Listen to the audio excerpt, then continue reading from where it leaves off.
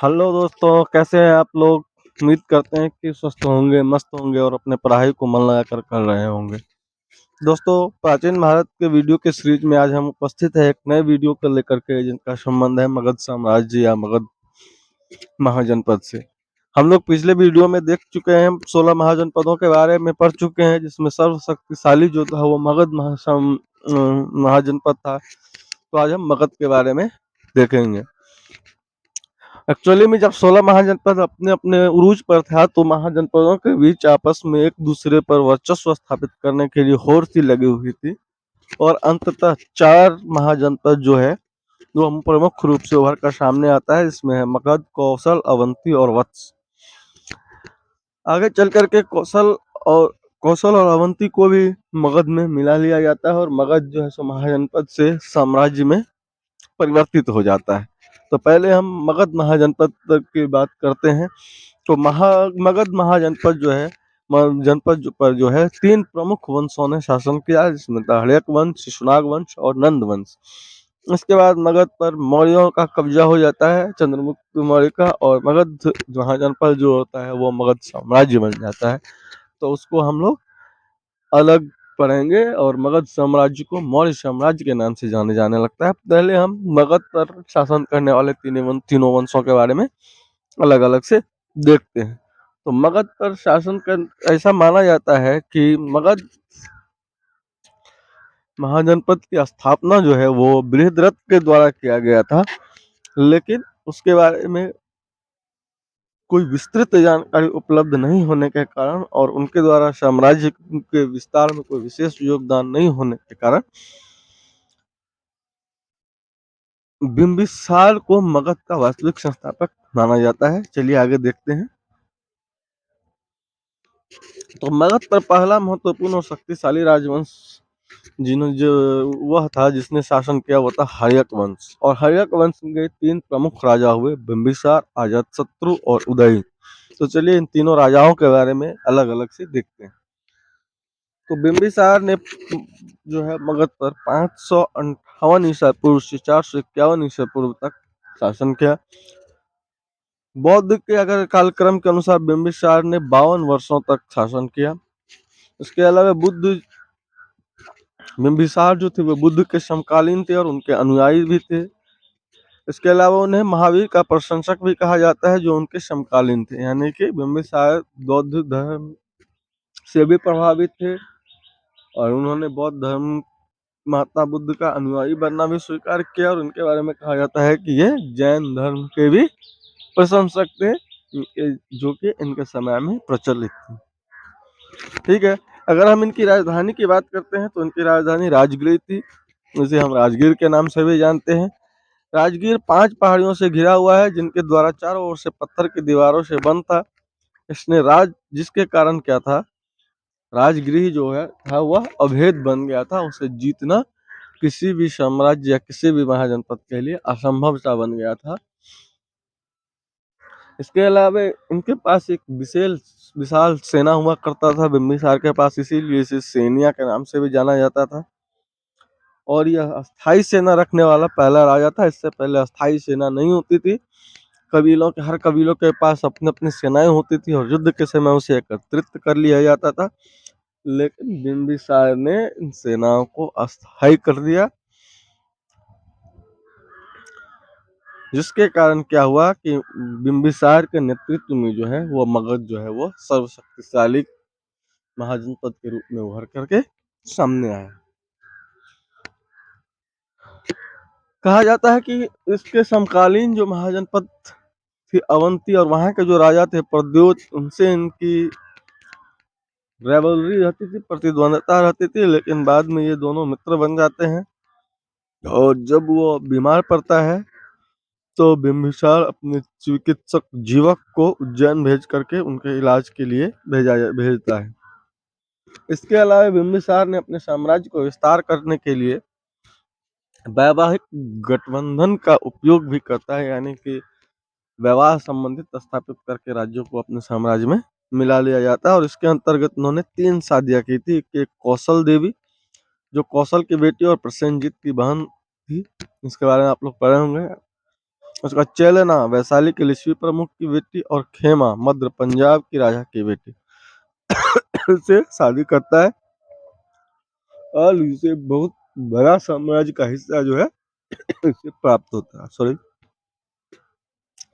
इसके अलावा इन्होंने विस्तारवादी नीति भी अपनाते हैं और इस विस्तारवादी नीति के अंतर्गत अंग को नगद में विलय कर लिया जाता है, अंग को जीत करके मगध में मिला लिया जाता है। बिम्बिसार के पास एक बहुत ही उत्कृष्ट टाइप की प्रशासनिक ब्यूरोक्रेट्स प्रणाली होती है, जिस पर उच्च पदों पर आसीन अधिकारियों को 3 भागों में विभाजित किया गया, जैसे कार्यकारी, सैन्य और न्यायिक। जैसे अभी भी हम लोग पढ़ते हैं कार्यपालिका, विधायिका और न्यायपालिका। तो ये भी सिस्टम कुछ इसी तरह का था। कार्यपालिका यानी कार्यकारी जो होते थे उनका काम कार्यपालिका का होता था, सैन्य जो सेना विभाग का प्रमुख होता था और न्यायिक जो न्याय विभाग का प्रमुख होता था। तो यानी कि बिम्बिसार के पास जो था वो एक सुदृढ़ प्रशासनिक व्यवस्था थी और यही कारण था कि मगध जो है वो काफी राज किया। चलिए आगे बढ़ते हैं और हर्यक वंश के दूसरे राजा अजातशत्रु के बारे में जानते हैं। ये 492 ईस्वी पूर्व में गद्दी पर बैठता है और 460 ईसा पूर्व तक शासन करता है। यह बिम्बिसार और चेलेना, हम लोग पढ़े हैं कि लिच्छवी के राजा चेलेना से भी बिम्बिसार अपने विवाह नीति के तहत साम्राज्य को जो मिलाने का एक पॉलिसी चलाता है, उसके अंतर्गत चेलेना लिच्छवी के महाराजा की बेटी से शादी करता है। तो अजातशत्रु उसी का पुत्र होता है। अजातशत्रु अपने पिता की हत्या करके गद्दी पर बैठता है, इसीलिए इसे पितृहंता भी कहा जाता है और अजातशत्रु का उपनाम कुनिक भी रहता है। ठीक है। गद्दी पर बैठने के बाद ये बौद्ध धर्म को अपनाता है और इसी के वजह से 483 ईस्वी पूर्व में जब बुद्ध की मृत्यु के उपरांत जो है वह प्रथम बौद्ध संगति का आयोजन जो है वो राजगीर में करवाया जाता है अजातशत्रु के द्वारा ही, जो हम लोग बौद्ध वाले चैप्टर में भी पढ़ लिए हुए हैं, डिटेल में पढ़े हुए हैं। अगर आपने मेरा वो वीडियो नहीं देखा तो आप मेरे चैनल के प्लेलिस्ट में जाके बौद्ध धर्म से संबंधित महत्वपूर्ण तथ्यों को देख सकते हैं। अजातशत्रु ने इस तथ्यों के बावजूद वैशाली के खिलाफ युद्ध छेड़ दिया कि उसकी मां लिच्छवी राजकुमारी थी। यानी कि अजातशत्रु ने भी अपने पिता का जो विस्तारवादी नीति था उसका अनुसरण करते हुए राज्यों का विस्तार शुरू किया और इसने लिच्छवी पर भी अटैक कर दिया, ये जानते हुए कि वह उसके नाना का साम्राज्य था, उसके नाना का राज्य था। उसने इस बात का ख्याल ना करते हुए भी जो है वो लिच्छवी पर अटैक कर देता है।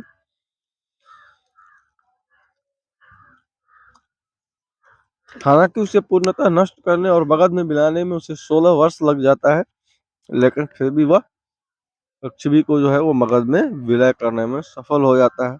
इसके अलावा इसने इस युद्ध में महाशिला कंटक और रथ मुसल जैसे हथियारों का प्रयोग किया जाता है, जो उस समय का बहुत ही खतरनाक हथियार होता है, जो लाखों लोगों की मृत्यु हो जाती है और वह लिच्छवी को मगध में मिलाने में सफल हो जाता है।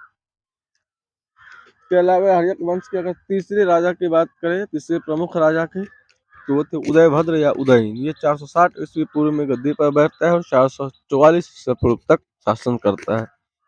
ये अजातशत्रु का पुत्र होता है और ये भी अपने पिता की हत्या करके ही गद्दी पर बैठता है, इसलिए हर्यक वंश को पितृहंता वंश भी कहा जाता है। और जब ये गद्दी पर बैठता है तो ये सबसे पहले राजधानी को राजगीर से हटा करके पटना स्थानांतरित कर देता है और पटना नगर का निर्माण कराता है। क्वेश्चन से पूछा जाता है कि पाटलिपुत्र की स्थापना या पटना की स्थापना किसने की थी, तो वो हो जाएगा उदयन। अगर प्रमुख शासकों की बात करें तो ये प्रमुख शासकों में सबसे अंतिम शासक था। वैसे देखिए हर्यक वंश में कई राजा हुए, लेकिन प्रमुख 3 ही थे, बिंबिसार, अजातशत्रु और उदयन। तो ये क्या थे, प्रमुख शासकों में ये सबसे अंतिम थे।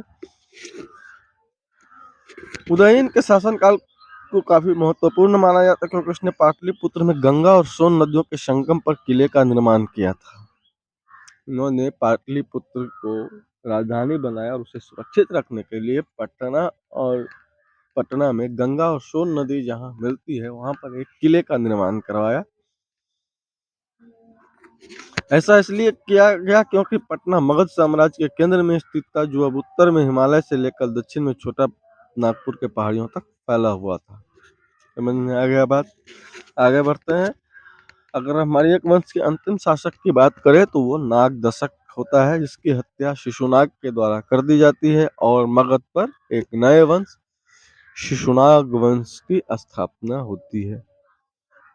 तो उम्मीद करते हैं कि आप लोगों को मगध के प्रथम राजवंश के बारे में अच्छे से समझ आ गया होगा, जो हर्यक वंश था। इसमें 3 प्रमुख राजा हुए, बिंबिसार, अजातशत्रु और उदयन। तो चलिए अब शिशुनाग वंश के बारे में देख लेते हैं। अगर शिशुनाग वंश की बात करें तो शिशुनाग वंश के 2 प्रमुख राजा थे, शिशुनाग और कालाशोक। तो सबसे पहले शिशुनाग के बारे में जानते हैं। मगध का राजा बनने से पूर्व काशी का सूबेदार था। शिशुनाग जो है वो मगध का राजा बनने से पहले काशी का जो था वो उस काशी में सूबेदार के पद पर आसीन था। जैसे ही इसने मगध पर शासन शुरू किया तो इसने क्या किया कि राजधानी को पाटलिपुत्र से बदल करके फिर कहाँ ले आया? राजगिरी में ले आया। इसके अलावा अगर हम शिशुनाग की सबसे महत्वपूर्ण उपलब्धि की बात करें तो इन्होंने क्या क्या उज्जैन में अपनी राजधानी के साथ अवंती के शक्ति का विनाश किया था। इससे मगध और अवंती के बीच 100 साल पुरानी प्रतिद्वंदता का अंत हो गया तथा अवंती मगध साम्राज्य का हिस्सा बन गया और मौर्य शासन के अंत तक ऐसा ही बना रहा। लेकिन शिशुनाग के द्वारा किया गया सबसे महत्वपूर्ण कार्य जो माना जाता है वो अवंती को मगध में विलय माना जाता है। ठीक है, इसके बाद आगे बढ़ते हैं। फिर इसने क्या किया? शिशुनाग पटना से राजगिरी जो है सो पुनः राजधानी को लाता है और फिर वह राजधानी को पटलिपुत्र से राजगिरी से वैशाली स्थानांतरित कर देता है। ठीक है, शिशुनाग के बाद जो शिशुनाग वंश का अगला राजा बनता है वो कालाशोक वंश होता है, जिसे काकवर्ण के नाम से भी जाना जाता है। कालाशोक फिर जब मगध की गद्दी पर बैठता है तो ये इसके पिताजी के द्वारा जो राजधानी वैशाली को बनाया जाता है पिताजी के द्वारा, उसको बदल करके ये फिर से क्या करता है? पाटलिपुत्र में स्थानांतरित कर देता है। इसके अलावा इसके समय में द्वितीय बौद्ध संगति का आयोजन जो है वो किया जाता है। कहाँ पर? वैशाली। ठीक है, तीसरा प्रमुख वंश के बारे में हम पढ़ेंगे जो मगध पर शासन करता है और वो होता है नंद वंश। नंद वंश के बारे में कहा जाता है कि यह पहला ऐसा वंश होता है जो क्षत्रिय कुल का नहीं होता है। और इस वंश के अगर संस्थापक की बात करें तो वह महापद्म नंद होता है। महापद्म नंद ने नंद वंश की स्थापना की थी और उसने राजा बनने के लिए शिशुनाग वंश का जो शासक होता है कालाशोक, उसकी हत्या करने के बाद जो है वह राजा बनता है। इसके अलावा इन्होंने सर्व क्षत्रियन तक यानी सभी क्षत्रियों का नाश करने वाला और एक रात मतलब एकमात्र शासक जिसने अन्य सभी शासक राजकुमारों को नष्ट कर दिया भी कहा जाता है, क्योंकि इन्होंने क्षत्रियों का विनाश करना शुरू कर दिया था और ये गैर क्षत्रिय थे। इसके अलावा इसके शासन काल में मगध साम्राज्य का विस्तार जो है वो कुरु देश से दक्षिण में गोदावरी घाटी तक और पूर्व में मगध से पश्चिम में नर्मदा तक हो गया था।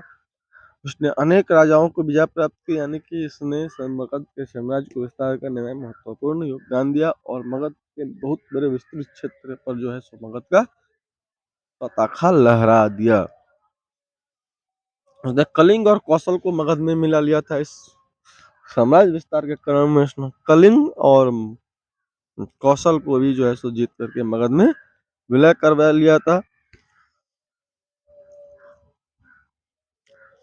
अपनी विशाल सेना के कारण पाली ग्रंथों में इसे उग्र सेना भी कहा। इसके पास भी एक बड़ी विशाल सेनाएं हुआ करती थी, इसी कारण से इसे पाली ग्रंथों में उग्रसेन भी कहा गया है।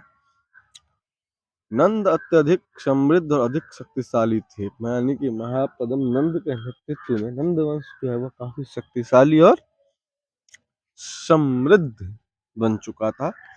और नंद वंश का अगला शासक जो होता है वो होता है धनानंद या धनानंद, और ये अंतिम नंद शासक होता है।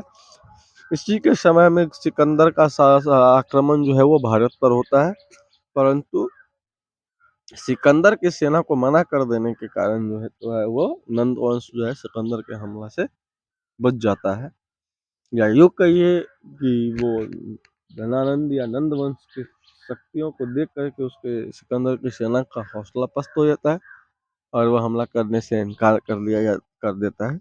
ये हम अपने सोच से बोल रहे हैं, लेकिन वास्तविकता यही है कि सिकंदर की सेना भारत में आगे बढ़ने से मना कर देता है और सिकंदर को वापस होना पड़ता है और नंद वंश जो है वो सिकंदर के हमले से सुरक्षित रह जाता है। धनानंद को अपने पिता से एक बड़ी विशाल साम्राज्य जो है सो विरासत में मिला था। उसके पास 2 लाख पैदल, 20,000 घुड़सवार, 3,000 हाथी और 2,000 रथों की अस्थायी सेना थी।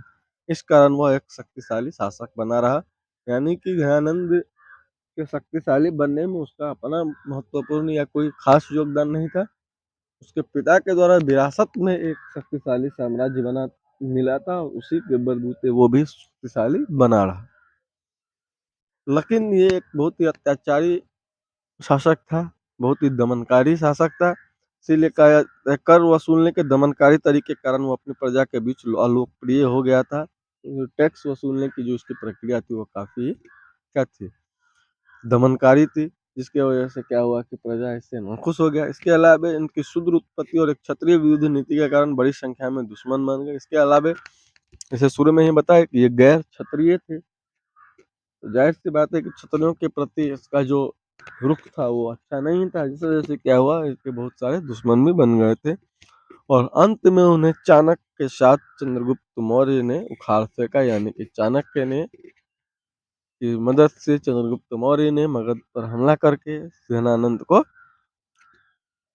पराजित कर दिया जाता है और जिसमें उसका सहयोग स्थानीय जनता का भी मिलता है, जो इसके कर प्रणाली से, कर वसूलने की प्रक्रिया से क्या होता है, काफी नाराज होता है गणानंद से। तो वो भी इनकी मदद करते हैं और अंततः नंद वंश का नाश हो जाता है और मगध पर एक नए वंश की स्थापना होती है, मौर्य वंश की, जो एक साम्राज्य का रूप ले लेता है। तो आगे हम लोग मौर्य साम्राज्य के बारे में आगे के वीडियो में देखेंगे।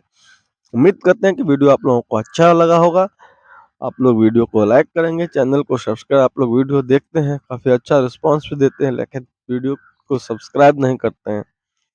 तो आप लोग से यही उम्मीद करते हैं कि आप ज़्यादा से ज़्यादा संख्या में वीडियो को सब्सक्राइब करें, लाइक करें। धन्यवाद। हम बहुत जल्द मौर्य वंश पर, मौर्य साम्राज्य से संबंधित वीडियो लेकर के आएंगे आप लोगों के बीच। तब तक के लिए थैंक यू।